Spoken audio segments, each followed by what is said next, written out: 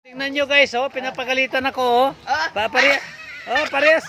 Hindi ako kinikilalang parehas lang kami ng isang bahay lang tayo. Magkakamag-anakan lang lahat.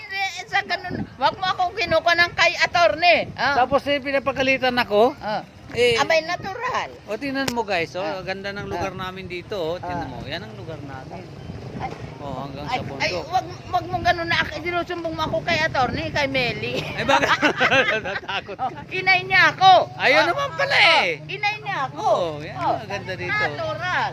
Ayan ang... Hindi yung ganun. Abay, mas maganda. Inay ka pala niya? Ay, natural. Inay daw niya. Inay niya ako. Dahil yung Yan anak po. niya, halos ako, kamo nga ganun, Si Kwan.